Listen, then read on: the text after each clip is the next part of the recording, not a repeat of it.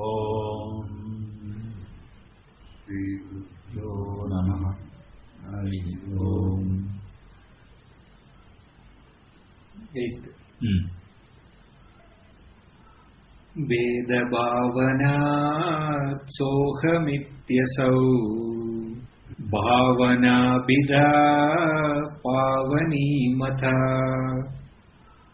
ధ్యానం అంటే ఏంటి? ధ్యానం అన్నిటికన్నా ఉత్తమమైందని చెప్పారు కదా. తర్వాత ధ్యానం కన్నా ఉత్తమమైంది ఏంటి అని చెప్తున్నారు ఇక్కడ. భేదభావనాత్ సోహమిత్యసౌ.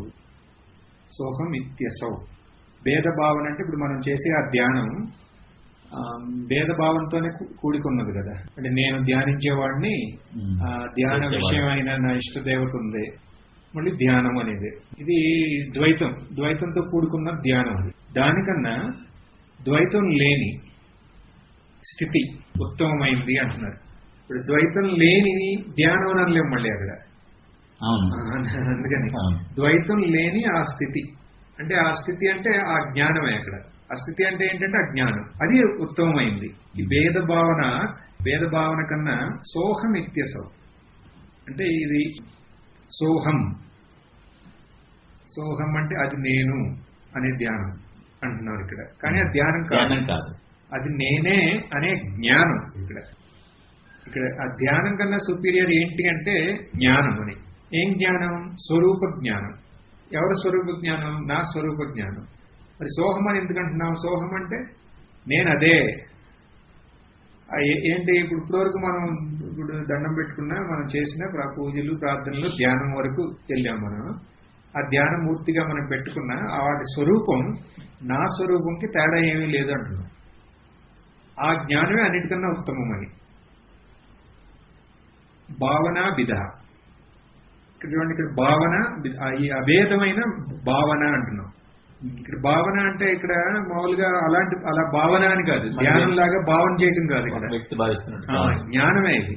ఈ అభేదమైన జ్ఞానం పావనీమత. ఇదే అన్నిటికన్నా శ్రేష్టమైంది. శ్రేష్టం కన్నా పవిత్రమైంది కూడా అనొచ్చు. పావనీమత, పవిత్రం. ఇదే అన్నిటికన్నా పవిత్రమైంది అని. ఎందుకని ఇక్కడ పవిత్రమైంది అంటే ఇక్కడ ఇది అద్వైతం. అపవిత్రం అంటే ఏంటి? ఇంకో రెండోది ఏమైనా ఉండాలి కదా. ఇక్కడ రెండోది ఏం లేదు, ఇంకా ఉన్నదేదో అదే నా స్వరూపం అని మనం గుర్తించాం. ఇదే అన్నిటికన్నా శ్రేష్టమైంది, అన్నిటికన్నా పవిత్రమైంది అంటున్నాం. ఈ యొక్క శ్లోకం యొక్క మీనింగ్ ఇదే. కానీ ఇప్పుడు ఇక్కడ మనం ఈ భేదభావన సోహమిత్యసౌ, భేదభావన కన్నా ఈ సోహం నేనదే. ఇప్పుడు నేనదే అనేది మనం ఎలా గుర్తిస్తాం అనేది ఇక్కడ. దానికన్నా కరెక్టే. ఇప్పుడు అలా అయితే నా ఇష్టదేవతం నేనే అంటే అది ఆ బాహ్యంగా కాదు. నేను నా శరీరం, నేను ఈశ్వరుడు అని కాదు కదా. ఆ ఈశ్వరుడి స్వరూపం ఏదైతే ఉందో, మరి నా స్వరూపం ఏదైతే ఉందో అక్కడ తేడా ఏమీ లేదంటున్నాం. అది మనం ఎలా గుర్తిస్తాము? అప్పుడు ఈశ్వరుడిని మనం ఎగ్జామిన్ చేయడానికి వెళ్ళటం కన్నా నా స్వరూపం ఏంటని మనం ఎగ్జామిన్ చేసుకోవచ్చు కదా. అప్పుడు మనకి ఈజీగా మనకు తెలిసిపోతుంది మన స్వరూపం ఏంటనేది. ఈశ్వరుడు ఓకే, మనం ఈశ్వరుని తీసుకున్నాం అనుకోండి. ఇప్పుడు అన్నారు అనుకోండి, ఇప్పుడు ఈశ్వరుడు నేను అదే సోహం అంటున్నాం. దాని గురించి చాలా ఇది కూడా ఉంది కదా. సన్యాసులే ఒకసారి మన ఆశ్రమంలోనే, అక్కడ ఋషి ఆశ్రమంలో డిస్కషన్, సోహం అంటారు వీళ్ళు. ఏ ప్లేస్కి వెళ్ళి ఈ సోహం ఆశ్రమం వెళ్ళి వాళ్ళు గ్రీటింగ్ సోహం అంటారు కదా.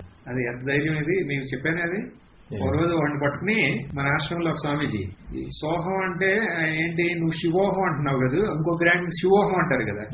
శివుడే సోహం అంటే శివోహం లాగానే కదా. శివుడు నేనంటున్నావు, నువ్వు శివుడు నువ్వైతే పార్వతి నీకేమవుతుంది అని అడిగాడు మన ఆశ్రమంలో స్వామి. శివుడికి పార్వతి ఏమవుతుంది? భార్య. నీకేమవుతుంది పార్వతి? నాకు అమ్మ. మరి నువ్వు శివోహం అంటావేంట్రా అని గొడవ చేశాడు. అప్పుడు వాడేమన్నాడు, నిజమే, పాపం అన్నాడు అనేవాడు. అది ఆడికి అసలు ఇది లేదు. అంటే శివోహం సోహం అనే వర్డ్ మీనింగ్ అలా గ్రీటింగ్ ఎంతో ఇదిగా పెట్టుంటారు. కానీ దానికి అర్థం తెలవకుండా ఒకళ్ళు గ్రీటింగ్ సోహం శివోహం అని అట్లా. అంటే మెయిన్లీ ఇక్కడ మన స్వరూపం ఏంటనేది తెలుసుకుంటే, ఇప్పుడు శివుడి స్వరూపం ఏంటి అంటే, ఇప్పుడు ఎవరన్నా ఇప్పుడు మనకే ఒక డౌట్ అట్లా వచ్చింది అనుకోండి, ఆ శివుడి స్వరూపం నా స్వరూపం ఒకటి ఎలా అవుతుంది అని. మనం శివుడు అనే ఒక ఇది తీసుకున్నాం అనుకోండి, సగుణంతో ఉన్న శివుడిని. ఆ శివుడు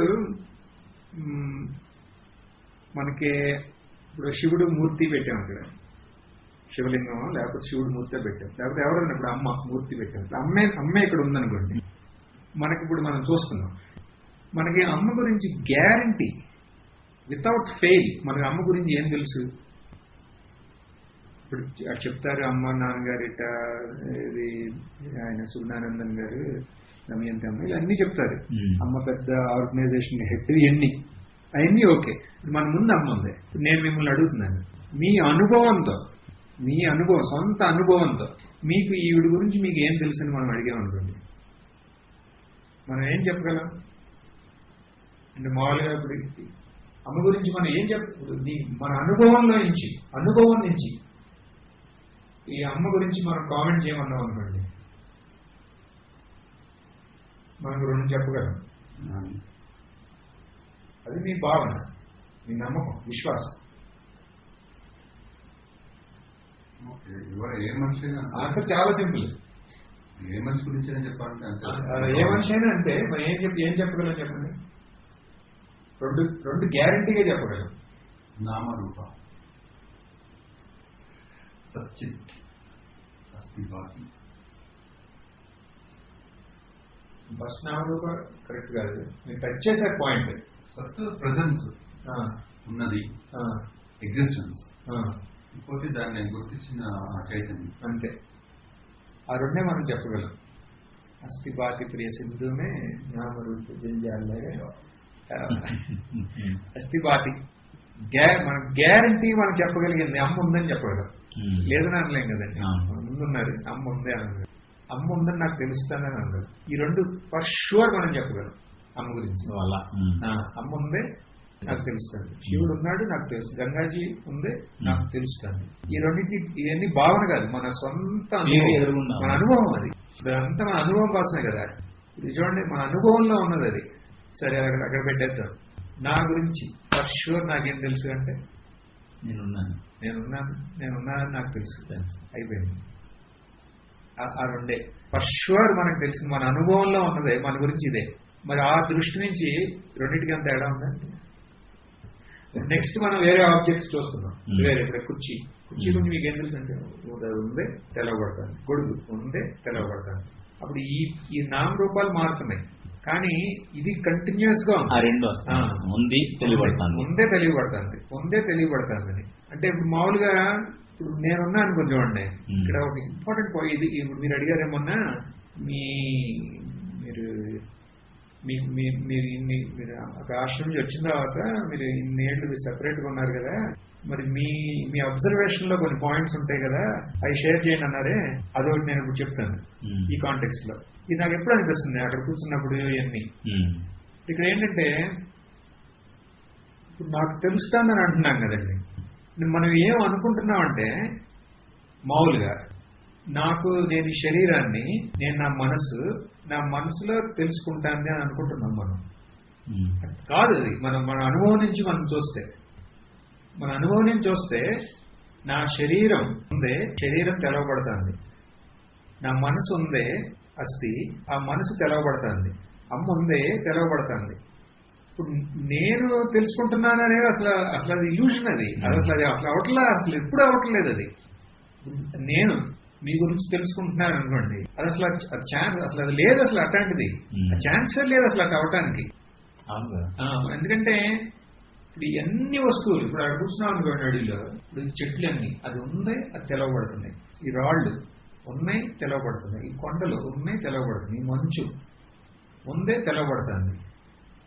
ఎంత బ్యూటిఫుల్ సీనరీ అయినా సరే ఉందే తెలవబడుతుంది. ఎవరికి తెలవబడుతుంది అంటే నాకు కాదు, మన అనుభవం నుంచి వస్తే. ఎందుకంటే నేను కూడా ఉన్నాను, తెలవబడుతున్నాను. నా మనసు అది ఉందే అది తెలవబడుతుంది. నా ఇంటలెక్ట్ కూడా ఉందే తెలవబడుతుంది. మరి నేను తెలుసుకుంటున్నాను, నువ్వు తెలుసుకోవట్లే అసలు ఏమి. నువ్వు తెలవబడుతున్నావు, నీ థాట్స్ అని తెలవబడుతున్నాయి అట. ఆ వర్డ్ కరెక్ట్ నాకు తెలుగులో. It is just being revealed like that. అంటే ఆ కాన్షియస్నెస్, ఆ చైతన్యంతో, ఆ ఎరుక, ఆ ఉన్మ, ఆ రెండే వాటిలో ఎన్ని ఇలా తెలవబడుతున్నాయి. అప్పుడే ఫోన్ మళ్ళీ నాకు తెలియబడుతున్నాయంటే మళ్ళీ అక్కడ అది ఊరినే మనం మనకి ఇప్పుడు మనం దీని గురించి మనకి డిస్కస్ చేయలేదు కదండి, అందుకనే మనం ఇట్లా అనుకుంటున్నాం నాకు తెలవబడతానని, నాకు నా మనసుకు తెలవబడతాను లేదా నా ఇంట్లోకి తెలవబడతాను అని.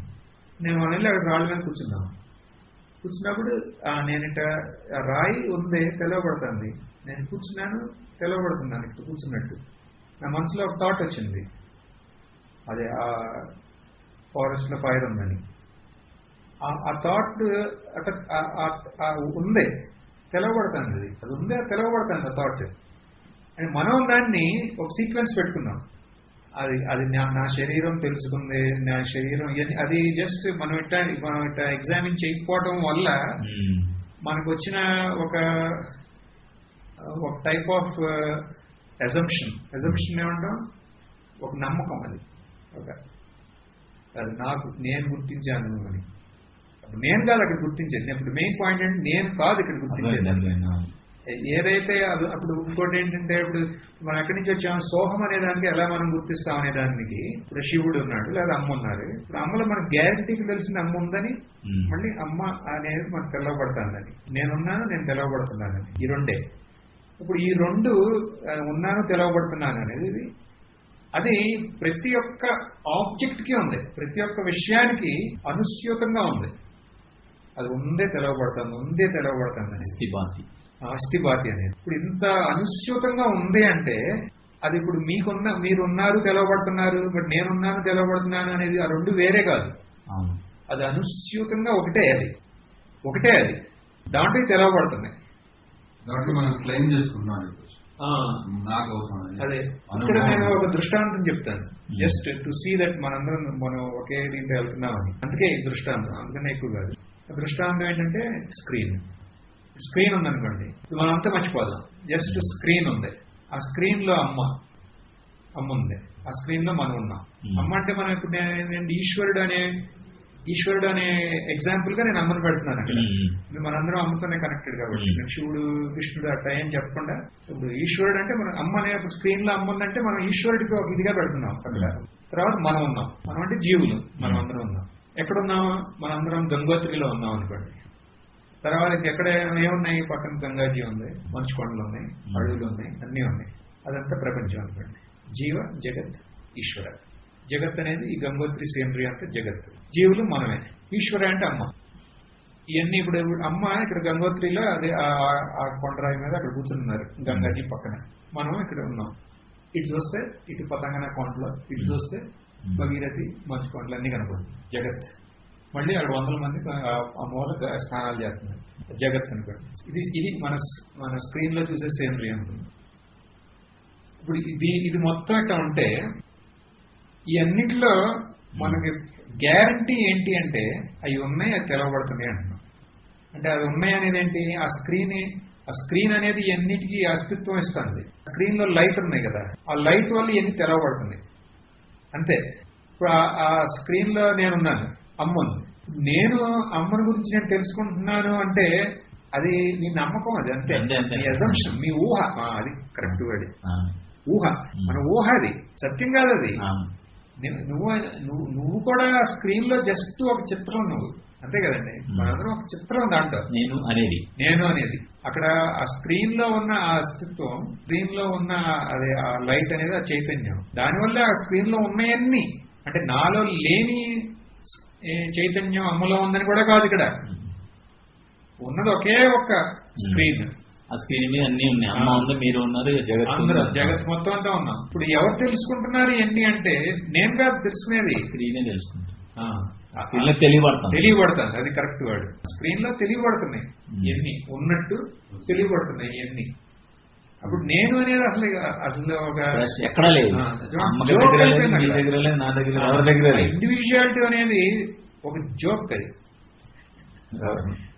అంటే ఇక్కడ మనం జస్ట్ ప్యూర్ జ్ఞానంతో వెళ్తున్నాం. ఇప్పుడు మనం అప్రోచ్ మనం ఇక్కడ ఏమి మన ఎంక్వైరీ అని విచారణ అంటే మనం ప్యూర్ మన జస్ట్ మన ఎక్స్పీరియన్స్ ఉంది కదా, మన అనుభవాన్ని మనం పరీక్షిస్తాం. దాంట్లో నిజం ఏంటనేది మనం చూస్తున్నాం. ఊహలు కూడా ఉంటాయి, ఆ ఊహలు ఎప్పటి వరకు వాటికి బలం ఉంటుందంటే మనం ఇలా దాన్ని పరీక్ష చేసే వరకే. దాన్ని మనం ఇలా విచారం చేసే వరకే దానికి బలం ఉంటుంది. విచారం ఒకసారి చేసామో ఊహలన్నీ అలా కూలిపోతాయి. ఇప్పుడు మన అనుభవంలో ఉందేంటంటే అది ఉన్నదే తెలవబడుతుంది. దానికి మనం దృష్టాంతంగా తీసుకున్నాం ఈ స్క్రీన్. ఆ స్క్రీన్ లో ఎన్ని ఉన్నాయి, ఒక్కొక్కటి అన్నీ ఉన్నాయి. దమ్ము ఉంది, నేనున్నాను, ఈ జగత్ అంతా ఉంది. కానీ ఇవన్నీ ఆ స్క్రీన్ లోనే ఉన్నాయి, ఆ స్క్రీన్ లో తెలవబడుతుంది. ఇప్పుడు ఈ అన్నిటికీ, ఈ మూడిట్లకి సత్యం ఏంటి, పరమమైన సత్యం ఈ అన్నిటిలో ఏంటి అన్నాం అనుకోండి, అది వీళ్ళందరూ ఉన్నారు, వాళ్ళు తెలవబడుతున్నారు అంతే. ఇప్పుడు ఇక్కడ సోహం అనేది ఎందుకు వస్తుంది, ఎట్లా వస్తుంది? ఇప్పుడు అమ్మ అనేది స్వరూపం ఏంటి అంటే అమ్మ ఉంది, తెలవబడతాను అంటే స్క్రీన్ లో ఏంటి, అక్కడ అమ్మని మనం అనుకుంటే మనం అక్కడ మనకి అసలు మనం ఫీల్ అయ్యేది స్క్రీన్ అక్కడ, అంతే కదా. అక్కడ ఆ మనిషి ఉన్నాడు అనుకోండి, అక్కడ ఉన్నది ఏంటంటే స్క్రీన్. అక్కడ స్క్రీన్ తప్ప ఏమీ లేదు. అప్పుడు నేను స్క్రీనే, ముట్టుకునేది స్క్రీనే, స్క్రీన్, నేను స్క్రీనే, అమ్మ స్క్రీనే. మరి అమ్మ స్వరూపం స్క్రీన్, నా స్వరూపం స్క్రీన్ అయినప్పుడు నేను స్క్రీన్ అంటే తప్పే ఉంది, తప్పేం లేదు కదా. దాన్ని మన స్క్రీన్ అని దృష్టాంతం అంతా తీసేసి ఇప్పుడు ఇక్కడ పెట్టామనుకోండి మన అనుభవంలో. ఇప్పుడు అమ్మ అనేది ఏంటి అంటే ఆ సచ్చిత్తే, అక్కడ ఇక్కడ సచ్చిత్తే.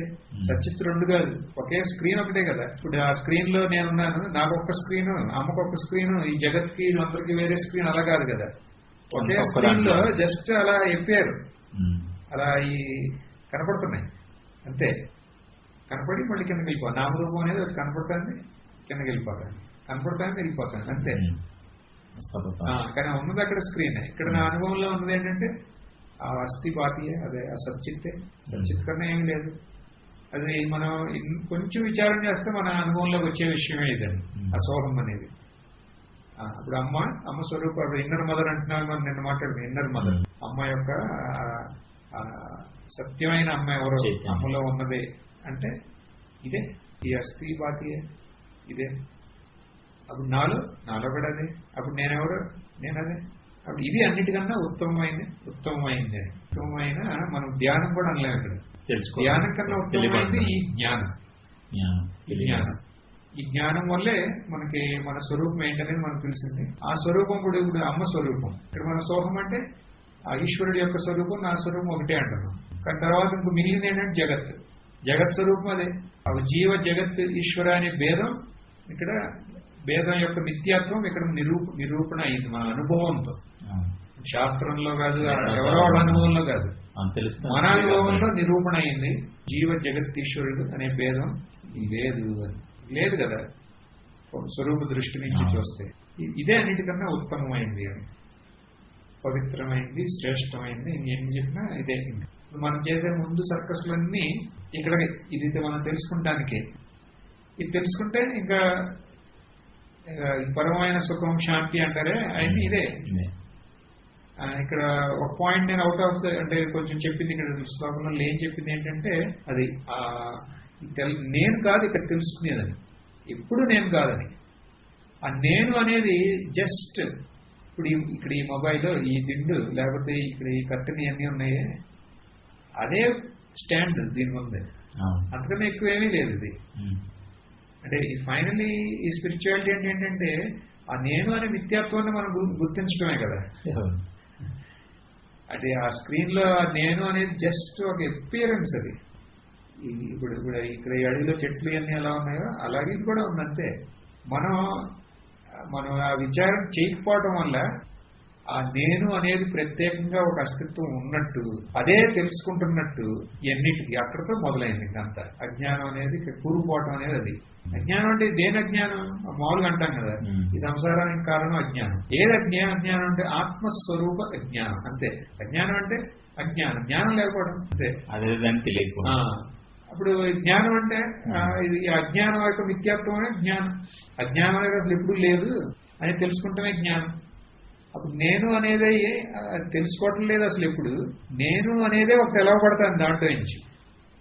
అప్పుడు ఇంకా సత్యంగా అసలు ఇక్కడ ఉన్నది ఏంటి అంటే ఆ స్క్రీనే కదా సత్యంగా ఉన్నది. ఇవన్నీ సత్యం కాదు అసలు. ఇవన్నీ ఈశ్వరుడు ఆ స్క్రీన్ లో కనపడినా సత్యం కాదు, ఆ స్క్రీనే సత్యం. అంటే ఇక్కడ సత్యం ఏంటి అంటే ఆ అస్థి బాతి మాత్రమే సత్యం. ఆ అస్థి బాతి ఒకటే కాబట్టి అది అద్వైతం. అది ఒకటే కదా. అది మరి ఒకటే అయినప్పుడు అది అద్వైతం అంటే అది ఎందుకని, ఆ రెండోది లేదని అని అంటున్నాం. అక్కడ అద్వైతం అంటే రెండోది లేదంట. రెండోది లేకపోతే అది పూర్ణం, అదే అనంతం, అదే ఆనందం అంటాము. అక్కడితో అది ఆ గుర్తించటమే జ్ఞానం అని. ఈ జ్ఞానమే అన్నిటికన్నా పవిత్రమైంది. ఇప్పుడు భేదంగా మనం ఎంత ఇదిగా చేసినా, ఎంత గుహల్లో కూర్చుని నేను ధ్యానం చేసిన ఆ ధ్యాన ఏకాగ్రత కోసం ఒక మహాత్ముడు ఉన్నాడు. ఆయన ఏం చేస్తారు, వాళ్ళు ఎలా చేశారంటే ధ్యాన ఏకాగ్రతకి మనసు కదా, మనసు అనేది ఫుడ్ కదా, ఫుడ్ లో ఏం తింటాం అదే కదా మనసు మీద దానికి పరిణామం అవుతుంది. నేను ఫుడ్ లో ప్యూరెస్ట్ ఫుడ్, సాత్విక్ ఫుడ్ ఏంటో తెలుసా, మీరు ఊహించగలరా అసలు లేదో నాకు తెలియదు. ఇది నేను అడిగాను గుహలో మహాత్ముడు, అంటే ఆల్మోస్ట్ టచ్ చేశారు. కానీ ఏంటంటే అన్నిటికన్నా పవిత్రమైనది ఇప్పుడు గోనే కదా, అదే కదా ఇండియా అంతా గో గో గో అంటాను. ఆవు, ఇప్పుడు మనం తినే ఫుడ్ ఆ గ్రెయిన్స్ అవన్నీ ఉంటాయి, అవన్నీ ఆవుకి ఇచ్చేసి అది ఆయన ఎవరు చేస్తారు కదా, కణాదులు ఎవరు చేస్తారు, ఆ ఆవు పేడ తీసి అందులో గింజలేరి దాంట్లో గింజలేరా కడిగి అది తింటారు. గోధుమలు డైరెక్ట్ గా పెట్టేస్తే అది మింగేస్తుంది, అన్ని నోరు పడవు, అవి మళ్ళీ వచ్చేస్తాయి పేడలో. అట్లా కడిగేసి జల్లించేస్తే గోధుమలు వచ్చేస్తాయి, వాళ్ళు తింటారు. అవి ఎవరో చేసేవాళ్ళండి, కణాదులే ఎవరో చేస్తారు. ఇప్పుడు ఈ మధ్య కాలంలో కూడా చేసిన మహాత్ములు ఉన్నారు. మహాత్ములు వాళ్ళ శిష్యులు నాకు పరిచయం అయ్యాడు. మహాత్ములు ఉంటారు అలాగా. శనగలు ఇలాంటివి కొన్ని ఏం చేస్తారు సాధన, ఉలుగులు శనగలు ఇలాంటివన్నీ పెట్టేస్తే అది మింగేస్తుంది. కొన్ని నవ్వులు పడతాయి, మళ్ళా అంతా నవ్వులు అది పేడలో వచ్చేస్తాయి. అది పేడని నీళ్ళ కలిపి జల్లిని చేసి పెట్టేస్తే వచ్చేస్తాయి, వాటిని బాగా చేసి తింటారు. ఎందుకంటే తెలుసు మోస్ట్ పవిత్రమైనది, దానివల్ల ధ్యానం ఇదిగా అవుతుంది. ఏ ధ్యానం? ద్వైత ధ్యానం. అక్కడే అది కరెక్టే. ఉపాసనలో అన్నిటికన్నా శ్రేష్టమైన సిద్ధులు అన్నీ ఓకే. అలాగే ఇంకోటి ఇక్కడ ఏంటవుతుందంటే దాని వాల్యూ ఇప్పుడు అది డైరెక్ట్ గా తింటే అది పండించినోడు దానికి ఫలం అవన్నీ ఏమి ఉంటాయి కదా, అది ఆల్రెడీ గోలు వెళ్ళిపోయింది. అది అదంతా గోవు అనిపించేసినాడు, కష్టం సుఖాలు చేసినాడు కర్మ అంతా, అది పేడ, అది అంతా ఏం లేదు, అది మనం తింటున్నాం. అక్కడ కర్మ సిద్ధాంతం కూడా మీకు ఏం పనికిరాదని చెప్తారు. దానివల్ల ఏ ఎఫెక్ట్ ఉండదు. మైండ్ మీద మైండ్ ప్యూర్ గా ఉంటుంది, ప్యూర్ గా ధ్యానం చేసుకున్నాం. కానీ ఇప్పుడు ఇక్కడ మెయిన్ ఏంటంటే అది చేసే ధ్యానం ఏంటంటే ద్వైత ధ్యానమే. మళ్ళీ అప్పుడు ఆ పాయింట్, ఆ ద్వైత ధ్యానం కన్నా సుపీరియర్ శ్రేష్టమైనది ఏంటంటే ఇది ఈ అద్వైత జ్ఞానం అనాలి. అద్వైత ధ్యానం అనలే మనం.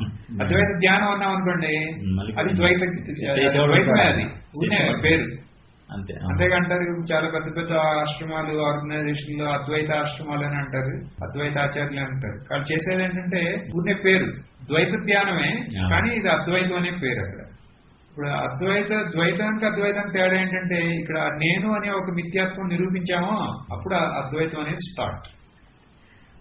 ఆ నేను అనేది ఎన్ని చేసినా అది ద్వైతమే.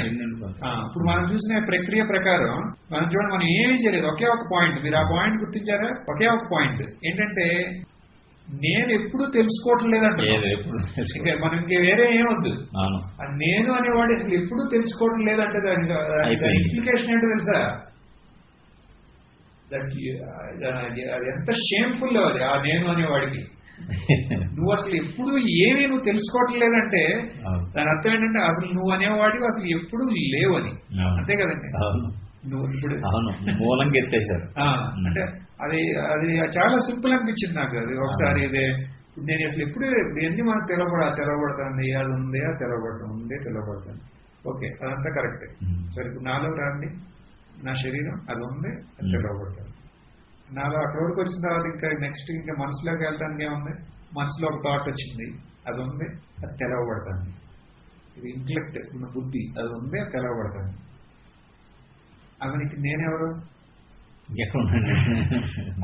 ఆ ఉందే తెలవబడతాను అనేది ఒకటి. అది దాంట్లో జస్ట్ ఒక మరుమరీచిలాగా ఒక ఎపీరెన్స్ వచ్చేస్తాను. ఈ శరీరం అనేది, ఈ మనసు అనేది. ఇప్పుడు ఇలా మనం కూర్చున్నాం. ఇప్పుడు ఆ అస్థి బాటి ఆ సచ్చిత్ లో ఇలా ఈ రూమ్ లాగా, మళ్ళీ ఇక్కడ కూర్చున్న మనుషుల్లాగా ఇలా ఒక ఈ నామాలే. మీరు లాస్ట్ టైం నాకు గుర్తు, మీరు అడిగారు, మీరు ఎప్పుడు నామే అంటారేంటి, రూపం అన్నారు. మామూలుగా ఇప్పుడు చూడండి, ఇప్పుడు మనం నామం అనేది లేదనుకోండి, మనం ఆ రూపాన్ని ఆ అధిష్టానం కన్నా వేరేగా మనం అసలు ఊహించను కూడా ఊహించాం. మొత్తం అన్ని రూపాలని. ఎగ్జాంపుల్, ఫస్ట్ ఎగ్జాంపుల్లోకి వెళ్దాం. గంగాజీ ఉన్నారు కదా, ఇప్పుడు ఆ వేవ్స్ ఉన్నాయి కదా, ఆ వేవ్స్ మీద మనకి మనం ఒక్కొక్క వేవ్ కి ఒక నామం ఇచ్చామనుకోండి. ఇప్పుడు మనం ఇవ్వట్లా, ఆ పైన చూడండి, మన పైన మనం లెక్క పెడితే ఆ మూల నుంచి ఆ గుడి జస్ట్ ముందు ఆ మూల నుంచి ఈ మూల వరకు మినిమం ఒక 150 ఉంటాయి, 150 అపీరెన్సెస్ ఉంటాయి. మీరు మనకు 2 పాసిబిలిటీస్ ఉన్నాయి ఇక్కడ. ఆ ఒక్కొక్క షేప్ కి మనకు నామం ఇవ్వండి, ఒక్కొక్క షేప్ కి అదొక పాసిబిలిటీ. దేనికి నామం ఇవ్వమండి. 2 సినారియోలు ఉన్నాయి ఇక్కడ. ఇప్పుడు మనం దేనికి ఇవ్వలేదనుకోండి, మనం చూస్తున్నాం అనుకోండి, గంగాజీ అంటాం. గంగాజీ రూపం అయితే ఉంటుంది కదా, రూపం ఉంది అక్కడ, మనం దాని పేరేమి ఇవ్వలే. అన్నిటికీ గంగాజీ అని చూడగానే గంగాజీ అనే అంటాం, అది పేరు నామం. ఆ మొత్తాన్ని గంగాజీ అంటాం. మరి ఇవన్నీ ఏంటంటే గంగాజీ అంటాం, అట్లా అయిపోయింది. అది నెక్స్ట్ సినారియో. ఒక్కొక్క దానికి మనం పేరు ఇవ్వండి. అది ఒక షేప్ లో ఉందనుకోండి, దానికి ఒక పేరు ఇచ్చాం. అట్లా అన్నిటికీ 150 పేర్లు ఇచ్చామనుకోండి. నెక్స్ట్ టైం మనం చూసామనుకోండి, ఇదేంటి అంటే ఆ పేరు బట్టి మీరు చెప్తారు, ఆ పేరే చెప్తారు మీరు. అవును, గంగాజీ అని అంటాం. ఎప్పుడైనా పేరు ఇచ్చామో ఆ రూపాన్ని, ఆ పేరు అనేది ఆ గంగాజీ కన్నా వ్యత్యస్తంగా మనకు అనిపిస్తుంది. అది మీరు కావాలంటే కూర్చుని ఒకసారి ఎక్స్పెరిమెంట్ కూడా చేయొచ్చు. ఇప్పుడు అదొకటి. నెక్స్ట్, ఇప్పుడు ఎన్ని ఈ నామరూపం, ఇప్పుడు ఈ అస్థి బాతి ఆ స్క్రీన్ లో ఉంటే, ఆ స్క్రీన్ లో ఇప్పుడు ఎన్ని కనపడుతున్నాయి. మనం పేర్లు ఇవ్వలేదనుకోండి, పేర్లు ఇవ్వలే అసలు మనం. అప్పుడు ఇదేంటి అంటే స్క్రీన్ అంటాం. పేరు ఇచ్చామనుకోండి, ఆ పేరుతోనే మనం అంటాం. మెల్లగా స్క్రీన్ అనేది అసలు మనకు లేకుండా పోతుంది. అలా అందుకని ఇది మొత్తం అంతా, దీనికి బలం అంతా వచ్చేది నామం నుంచి. ఏది నామం తర్వాత అది రూపం అది నామం అనేది మనం ఇవ్వకపోతే మనం ఆ రూపాన్ని ఎప్పుడు అధిష్టానంతో ఒకటిలాగానే చూడు తప్పదు. ఇంకా అంతే అది ఆ నామం అనేదే. అందుకనే అంటారుగా కైవల్యాన స్వామీజీ గారు అనేవాడు భర్తృప్రపంచం అనేవాడు అంటారు. భర్తృప్రపంచం ఆయన బుక్ రాశారే, భర్తృహరి. ఆయన శబ్ద దీని మీద నామమే ఈ ప్రపంచం అంతా అంటారు. ఆయన మొత్తం నామమే. నామం అని మనం ఆ నేమింగ్ లేకపోతే మనకి అధిష్టానం నుంచి వేరేగా మనం చూడలేము. మీరు ఎక్స్పెరిమెంట్ చేయొచ్చు. అర్థమైంది. ఇప్పుడు ఆ మేఘాలు ఉన్నాయి. మేఘాలు మన ఫస్ట్ ఏంటంటే మనకు పని లేదు కదా. అదే ఇప్పుడు మనం అక్కడ పతంగనాల్లో కూర్చుంటాం, మేఘాలు చూసామనుకోండి, మనం అలా చూస్తుంటే ఒక షేప్ వస్తుంది మేఘానికి. అప్పుడు ఒక షేప్ వచ్చింది అనుకోండి, అదెందుకు మన అమ్మలాగా కనపడింది ఆ కొండ. ఇప్పుడు నెక్స్ట్ టైం మనం దాన్ని కొండలాగా చూడం, ఇంకెప్పుడు ఖాళీలోనే ఉంటుంది అది మనకి. అంటే ఆ నామంతో మనం అటాచ్ అవుతాం. మేఘాలు ఉన్నాయనుకోండి, మనకు అట్లా ఒక షేప్ లో కనపడినాయి అనుకోండి, ఇక అప్పటి నుంచి ఆ మేఘం మనం పేరు ఇచ్చేసాం అనుకోండి, దాన్ని ఆ పేరుతోనే చూస్తాం. అలా ఈ గంగాజీకి బాగా ఇదవుతుంది. మనం ఆ పేరు ఇచ్చామో ఇక మనం గంగాజీని చూస్తాం, అక్కడ ఆ వాటితో అటాచ్ అవుతాం. స్క్రీన్ లో ఎన్నిటికీ మనం పేర్లు ఇచ్చామో, ఇప్పుడు మన అమ్మ అనే ఒక మనం ఇది ఈశ్వరుడు అనేది మనం ఆ పేరు ఇవ్వలేదు అనుకోండి, అది ఏంటి అన్నాం అనుకోండి, స్క్రీన్ అంటాం. మనం పేరు ఇచ్చామో అదే. దాంట్లో మనం నేను అనేది వచ్చాను స్క్రీన్ మీద, మనం ఒక పేరు ఇచ్చామా అప్పుడు అది నేను స్క్రీన్ అవుతుంది. ఇంకా ఇది పేరు ఇవ్వలేదు అనుకోండి, అది స్క్రీన్ అంటాం. ఇది ఒక ఇంపార్టెంట్ అబ్జర్వేషన్. ఇప్పుడు చెప్తున్నా మీకు, this is one important observation అని. అది ఇందాక అదొక ఇంపార్టెంట్ అబ్జర్వేషన్. ఈ అంటే మనకి మన సహజంలో మన అనుభవంలో వచ్చే ఇయే. అందుకని నామం అనేది అంత ఇదని. అంటే ఇప్పుడు ఓకే నామమే అంటున్నాం కదా, అంటే ఇంకొక పాజిటివ్ పాయింట్ ఏంటంటే ఇదంతా జస్ట్ నామమే అని మనం చేయడానికి. ఇప్పుడు జ్ఞానం అంటారు, జ్ఞానం చేయడానికి ఏం లేదని, జస్ట్ తెలుసుకుంటామే అని. ఎందుకని ఇవన్నీ నామం. ఇదంతా ఒట్టి మన వాక్ మీద ఆలంబనంగా ఉన్న నామం. ఇదంతా ఉన్నది ఏంటంటే ఒకటే, ఏముందో అదే. వాచారమైన వికారం నామధేయం అని. అంటే మీరు అప్పుడు మీకు గుర్తున్నాయా? అది దానికి రిలేటెడ్ చెబుతున్నా. అంటే ఇప్పుడు ఫైనల్లీ మనం డిస్కస్ చేసింది ఏంటంటే, ఈ భేద భావన కన్నా, భేద ధ్యానం కన్నా అద్వైత జ్ఞానమే అన్నిటికన్నా శ్రేష్టమైంది. ఈ అద్వైత జ్ఞానం శ్రేష్టం అంటే ఇప్పుడు మనకి ఇన్నేళ్ల ఇప్పుడు గురుసేవ తర్వాత మళ్ళీ శాస్త్ర శ్రవణం తర్వాత వీటి తర్వాత మళ్ళీ ఈ అద్వైత జ్ఞానం అనేది ఏదో పెద్ద కష్టమైన పనేం కాదు, ఇది చాలా సింపుల్ అని. ఎందుకని? ఓకే, ఇప్పుడు ఈశ్వరుడు అనేది ఏంటి? ఉంది తెలవబడతాను, నేను ఉంది తెలవబడతాను, జగత్ ఉంది తెలవబడతాను, ఉంది తెలవబడతాను అనేది ఒకటి. ఆ ఒక్కటిలో ఇవన్నీ జస్ట్ ఒక అపీరెన్సెస్. ఒక అపీరెన్సెస్ అంటే తెలుస్తుంది, అదే ప్రకటన అవడం, ప్రతీతి తెలుగే కదండి. ప్రతీతి ప్రకటన అవుతున్నాయి, జస్ట్ అలా ప్రకటన అవుతున్నాయి, ఇవన్నీ అవుతుంది, కిందకి వెళ్తున్నాయి. ఇప్పుడు సముద్రంలో వేవ్స్ ఉన్నాయి, ఒక్కొక్క వేవ్ కి ఒక పేరు ఇచ్చారనుకోండి, మీరు పేరులోనే వస్తుంది. ఎందుకంటే వేవ్ అన్నా అంతటితోనే ఒక పేరు అయింది అక్కడ. అప్పుడు సముద్రం నుంచి వేరే లాగా మనకు అనిపిస్తుంది అది, కానీ అది నీళ్లే కదా. ఇవన్నీ సముద్రం అనేది ఒక పేరు, అది నీళ్ళకి వేరే కాదు కదా, కానీ మనం ఒక పేరు లాగా మనకు అనిపిస్తుంది. ఇప్పుడైతే మనకు పేరు ఇచ్చాము, పేరు ఇవ్వడం తప్పలేదు, కానీ దాని అధిష్టానం ఇదని తెలుసుకుంటమే మనకి ఇక్కడ కావాల్సింది. ఆ ఉన్నది ఒకటే, అదే ఇన్ని రకాలుగా మనకి ఇట్లా కనపడుతుంది అని. అందుకనే మనకి ఇంకా ఇంకా దృష్టాంతం అంటే ఇక అటెండ్ దీంట్లో వస్తాయి కదండి. ఒక్కొక్కటి వచ్చినప్పుడు మనం చూద్దాం. మనం ఇప్పుడు మనం తెలుసుకోవాల్సింది ఏంటంటే వేద ధ్యానం కన్నా అభేద జ్ఞానం శ్రేష్టం. అభేద జ్ఞానం మనం ఎలా తెలుసుకుంటామంటే జస్ట్ ఇప్పుడు మనం దేని చూసినా ఉన్నదే తెలవబడుతుందనే ఉంది, అంటే ఇది ఉన్నదే తెలవబడుతుంది అనేది ఒకటి. దాంట్లో ఇవన్నీ జస్ట్ ప్రతీతి అపియరెన్సెస్ మాత్రం. ఆ స్వరూప దృష్టి నుంచి చూస్తే ఉన్నది ఒకటే, అదే నేను. ఇది అద్వైత జ్ఞానం, ఇది అన్నిటికన్నా శ్రేష్టం అని ఇక్కడ అంటున్నారు. దీంతో పాటుగా మనం ఆ రెండు చూసాం. అదే అక్కడ నేను అనే మిథ్యాత్వం మనం ఎలా నిరూపించవచ్చు అంటే అది అసలు ఎప్పుడు తెలుసుకోవటం లేదు, అది తెలవబడుతుంది. ఇప్పుడు అది ఉందే, అది తెలవబడుతుంది. ఆ ఉందే తెలవబడుతుంది అనే రెండు కూడా కాదు కదా, దానికి ఒక శ్లోకం దీంతోనే వస్తుంది, రెండు వేరే కాదు అని. ఆ ఉందే తెలవబడుతుంది అదొకటి చూసాం. నెక్స్ట్ ఇదంతా నామమే అని చూసాం. నామమే అసలు ఇవన్నీ జస్ట్ పేరే. ఇవన్నీ ఉన్నది ఒకటే, మనం జస్ట్ ఇచ్చిన పేర్లు. శ్రీ బాతి అనేది ఒక రూపం తీసుకుంది ఇక్కడ ఈశ్వరుడు లాగా, అప్పుడు మనం ఈశ్వరుడు అన్నాం. అదే ఇది ఒక రూపం తీసుకుంది ఇక్కడ జీవుడు అన్నాం. అది దాన్నే ఇదంతా జగత్ అన్నాం. ఎన్ని జస్ట్ పేర్లే, ఉన్నది ఒకటే, ఉన్నది ఆ సచ్చిదానందమే ఉంది. అది కాకుండా ఇప్పుడు మనం తెలుసుకున్న తర్వాత సచ్చిదానందం ఉందని కాదు, ఇది కూడా సచ్చిదానందమే ఉంది ఇప్పుడు మనకు తెలిసిందని. అంతే కదండి.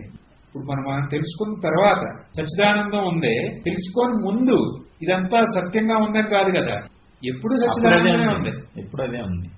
అదే దానికి దృష్టాంతం ఏంటంటే ఈ 10వ వాడు ఉన్నాడే, ఎప్పుడు ఉన్నాడు, వాడు ఎప్పుడు ఉన్నాడు తెలుసుకున్నా, తప్పు లెక్క పెట్టినప్పుడు ఉన్నాడు. వాడు అసలు ఎప్పుడు మునగలేదు, కరెక్ట్ గా లెక్క పెట్టినప్పుడు ఉన్నాడు. ముందు ఉన్నాడు, తర్వాత ఉన్నాడు. ఇక్కడ కూడా అంతే. మనకి ముందు మన స్వరూపం అనేది ఎప్పుడూ ఉంది, ముందు ఉంది, తర్వాత కూడా ఉంది అనేది. నెక్స్ట్ శ్లోకం అండి. భావశూన్య సద్భావ సుస్థితి, భావశూన్య సద్భావ సుస్థితి, భావనా బలాత్ భక్తిరుత్తమా, భావనా బలాత్ భక్తిరుత్తమం. ఇక్కడ మరి నేనే నా స్వరూపం ఈశ్వరుడి స్వరూపం ఒకటే ఇలా అయితే మరి దీనివల్ల భక్తి పోతుంది కదా. భక్తి మీరు ఇది జ్ఞానం కదా, అంటే మరి ఈ జ్ఞానం ప్లేస్ లో భక్తి అనేది ఏంటి? భక్తి స్టాండ్ ఏంటి?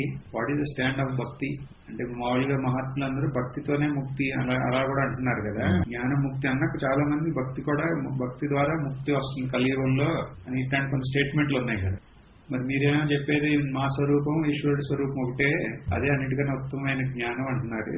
మరి తెలిస్తే ఇంకెవరు ధ్యానం చేయం కదా. ఈ ప్లేస్ భక్తి ఏమైతే భక్తి మరి మా భక్తి ఇన్నేళ్ళ నుంచి మేము ఎంతో కష్టపడి సంపాదించుకున్న మా భక్తి అనేది వేస్ట్ అయిపోతుంది కదా.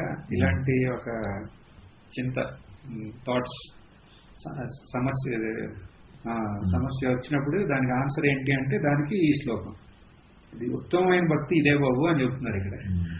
ఏంటది ఉత్తమమైన భక్తి? సద్భావ సుస్థితి అంటున్నారు. సద్భావ సుస్థితి, సద్భావ సుస్థితి.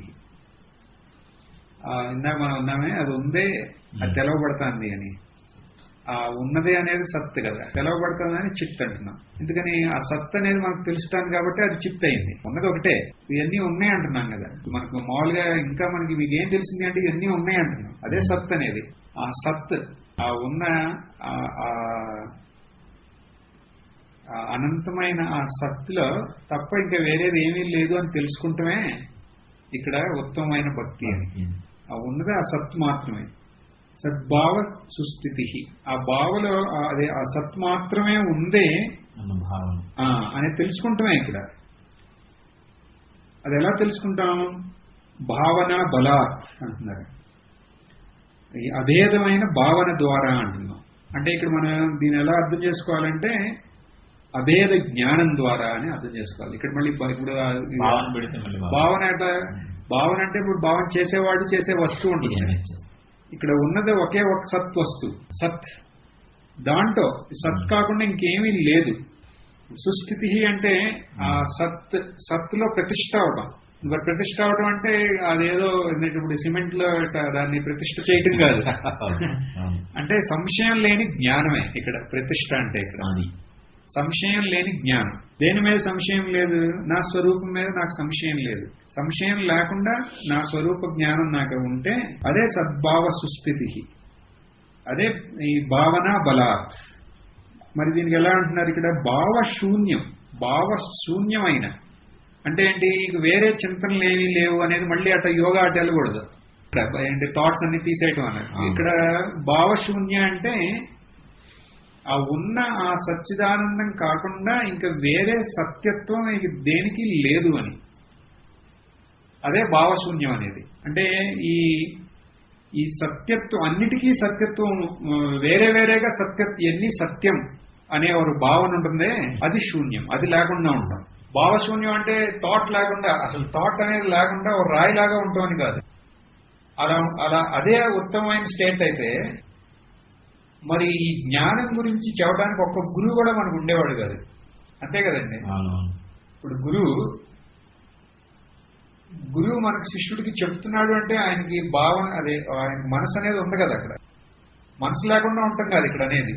మనసు లేకపోతే ఈ చింత థాట్స్ అనేది లేకుండా ఉంటాం కాదు. ఈ థాట్స్ దేని గురించి వస్తాయి? మనకి విషయాల గురించి వస్తాయి. ఈ విషయాలన్నీ వాటికి స్వతంత్రంగా ఒక అస్తిత్వం ఉన్నదే అనే ఒక భావన లేకుండా ఉంటాం ఇక్కడ. ఇప్పుడు మనం ఇందాక చూసాం కదా, ఇన్ని ఉన్నాయి, ఈశ్వరుడు ఉన్నాడు, జగత్తు ఉంది, ఇవన్నీ ఉన్నాయి. ఇవన్నీ ఉన్నాయి, అవి తెలవబడుతున్నాయి. దేనివల్ల? ఏదైతే ఏ తత్వం అయితే ఉందో ఆ తత్వంలో ఇవన్నీ తెలవబడుతున్నాయి అంతే. ఆ తత్వమే ఇన్ని రూపాలుగా ఉన్నాయి, మనం ఇన్ని నామాలు ఇచ్చాం వాటికి అంతే. కానీ అక్కడ ఉన్నది ఒకే ఒక తత్వం. ఈ అన్నిటికీ వాటికి స్వతంత్రంగా ఒక అస్తిత్వం లేదు. స్వతంత్రంగా విడివిడిగా ఆ ఏది దేని మీద దేని వల్ల ఎన్ని ఉన్నాయో, దేని వల్ల ఎన్ని తెలవబడుతున్నాయో ఆ తత్వానికి వ్యత్యస్తంగా అతిరిక్తంగా అది కాకుండా వీటికి ఏమీ లేదు. వాటికి అస్తిత్వం లేదు. ఆ ఉన్న తత్వమే ఇన్ని రకాలుగా మనకి మన సౌకర్యం కోసం ఇన్ని పేర్లు ఇచ్చి మన వ్యవహారం కోసం చేస్తున్నాం. కానీ ఆ ఉన్నది అది ఒక్కటే. ఆ అస్తిత్వమే, అదే చైతన్యం, అదే అస్తిత్వం. అది ఇంకా రెండోది లేదు కాబట్టి అదే అనంతం. సత్యం జ్ఞానం అనంతం అంటామే అదే. అది కాకుండా ఇక వేరేది లేదు. ఇంకా అది కాకుండా ఇక వేరేదేమీ లేదు అంటే అదే భావశూన్యం అని. భావశూన్యం అనేది అంటే ఇప్పుడు మనం చెప్పేది ఏంటంటే థాట్లెస్ అని కాదు. వాటికి ఇండిపెండెంట్ రియాలిటీ లేదు అని గ్రహించటమే ఇక్కడ భావశూన్యం అనేది. ఇన్ని రకాల విషయాలు, ఇన్ని రకాలు ఇవన్నీ ఉన్నాయి కదా, ఇవన్నిటికీ వాటికి వ్యక్తిగతంగా ఇండిపెండెంట్, వ్యక్తిగతంగా వాటికి సత్యత్వం ఏమీ లేదు. వ్యక్తిగతంగా వాటికి ఎరుక ఉన్మా ఏమీ లేవు. ఏ ఉన్మా ఎరుక అయితే ఉన్నాయో దాంట్లో ఇవన్నీ జస్ట్ అలా కనబడుతున్నాయి అనేది తెలుసుకుంటేనే ఇక్కడ భావశూన్యం అనేది. లేకపోతే ఇక్కడ భావశూన్యం అంటే థాట్లెస్. ఫస్ట్ నేను థాట్లెస్ గా చేయాలి, తర్వాత ఈ సద్భావలో నేను ఎస్టాబ్లిష్ అవుతాను, అదే అన్నిటికన్నా ఉత్తమమైన భక్తి అని అక్కడ మీనింగ్ కాదు దీని. ఇక్కడ ఉత్తమమైన భక్తి ఏంటి అంటే ఈ సంశయం మన సంశయం లేని జ్ఞానం. దేని మీద మనకు సంశయం లేదు? ఇప్పుడు మనకు కనపడే ఈ వస్తువులన్నిటికీ వాటికి ఇండిపెండెంట్ గా వాటికి ఒక సత్యత్వం ఉన్నది అని అనుకుంటున్నామే, అది అలా కాదు, ఇది లేదు. ఇవన్నిటికీ ఇండిపెండెంట్ ఎగ్జిస్టెన్స్ లేదు అనేది క్లియర్ గా తెలుసుకుంటమే మనకి ఇక్కడ భావ శూన్యం అని అంటున్నాం. ఇదే ఉత్తమమైన భక్తి అంటే మనం ఇందాక మన శ్లోకంలో ఇవన్నీ ఉన్నాయి, ఇది కాకుండా ఇంకేమీ ఇవన్నీ ఉన్నాయంటే అది ఏ వస్తువు అయితే ఏ తత్వం అయితే ఉందో దానివల్ల ఇవన్నీ ఉన్నట్టు కనబడుతున్నాయి, ఏ తత్వం వల్ల ఇవన్నీ ఉన్నట్టు మనకు తెలవబడుతున్నాయి. ఆ తత్వం తప్ప సత్యంగా వేరే ఏమీ లేవు. ఆ జలం కాకుండా జలంకి వేరేగా ఇక్కడ ఒక్క అలకు కూడా అస్తిత్వం లేదు. అస్తిత్వం ఉన్నదే అనుకుంటే అది భావన. అలాంటి భావన శూన్యం అంటే ఇది ఇండిపెండెంట్ గా దానికి సత్యత్వం లేదు అనే ఒక జ్ఞానంలో దృఢత ఉండటమే ఉత్తమమైన భక్తి. క్లియర్ అండి? భావశూన్య సద్భావ సుస్థితి భావనా బల భక్తి ఉత్తమం. ఇదే ఇప్పుడు మనం భక్తి పోయింది అనుకోమండి, ఇదే ఉత్తమమైన భక్తి. ఇదే ఉత్తమమైన భక్తి. ఆ గురువులు ఈశ్వరుడు మన నుంచి ఆశించేది ఇలాంటి భక్తి కోసమే అండి. అంటే ఇప్పుడు మన వేరేగా పూజించమని కాదు, మన స్వరూపం వాళ్ళ స్వరూపం ఒకటే అని తెలుసుకుంటాం వల్లే. మరి అలా తెలుసుకుంటే ఆయన కోపం వస్తుంది అంటే ఆయనకు అట్టండి ఏం కావు. మనలో ఉన్న దౌర్బల్యాలు ఉంటాయి కదా, అది మనం ఆయన మీద ఆరోపించి, ఇప్పుడు ఈశ్వరుడికి మనుషులకి తేడా ఏంటి? ఇప్పుడు మన ఎవరన్నా మనం ఇచ్చేది లేదనుకోండి, మన రోజు మనకి నమస్కారం చేసేవాడు ఆ రోజు చేయకపోతే మనకి కోపం వస్తుంది అంతే కదా మామూలుగా. అది ఒక మనిషి యొక్క దౌర్బల్యం, అది దానివల్ల మనం ఆయన మీద పెట్టుకుంటాం. ఆయన రోజు నేను దండం పెట్టుకుంటున్నాను, ఓరో దండం పెట్టుకో ఆయన కోపం వస్తుంది అనుకుంటున్నాను. అది ఎందుకు? ఆ భావనకి ఒక బలం ఏంటంటే మన వీక్నెస్, మన జ్ఞానం ఆయన మీద. ఆయన కూడా మనలాగానే ఉంటాడేమో ఉన్నాడని. అట్లా అయితే మళ్ళీ ఈశ్వరుడికి జీవుడికి ఏం తేడా? అలా అయితే ఆ ఈశ్వరుడు అవడు కదా. కానీ ఈశ్వరుడు ఏంటంటే ఆయన స్వరూపం. ఎందుకు ఇట్లా మిథ్యాతో కళ్ళకే గంటలు కట్టుకుని ఏంటి నువ్వు ఇట్లా ఆడుతున్నావు, ఇక్కడ తీసేసి నీ స్వరూపం ఏంటో చూడు, అదే నా స్వరూపం అని. అది మన స్వరూపం తెలుసుకుంటే అది మన స్వరూపం, ఆయన స్వరూపం వేరే కాదని తెలుసుకుంటే అందరికన్నా ఎక్కువ సంతోషించేది ఆయనే కదా. అదే ఉత్తమమైన భక్తి అని. ఇప్పుడు మామూలుగా ఇప్పుడు ఈ భేద భావనతో చేసే భక్తి కరెక్ట్ గా అయితే దాని ఫలితం ఏంటంటే ఈ జ్ఞానం ఇక్కడికి రావాలి. ఈ జ్ఞానం ఇక్కడికి రాలేదు అంటే దాని అర్థం ఏంటంటే అక్కడ లోపం ఉందని. ఇప్పుడు మామూలుగా ఇప్పుడు నేను పెద్ద గొప్ప భక్తుడిని అనేది ఉంది, అక్కడే లోపం ఉందని, అక్కడే అయిపోతుంది, అక్కడే దాంట్లో లోపం ఉంది. అక్కడ ఈ మహారాష్ట్ర భక్తుల కథల్లో వస్తుంది, కృష్ణుడితో నేను మాట్లాడుతున్నాను, కృష్ణుని పెట్టింది తింటున్నాను, గొప్ప భక్తుడిని అంటే నెత్తి మీద కొట్టేది పచ్చికొండి అంటాడు. ఇంకా కొండ సరిగా వేడండి నామదేవ.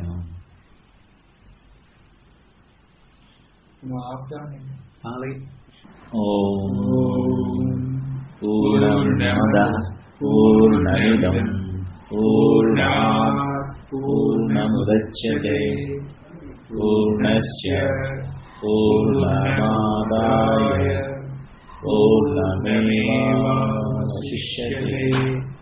ఓం శాంతి శాంతి శాంతి. ఓం శ్రీ గురుభ్యో నమః. హరి ఓం.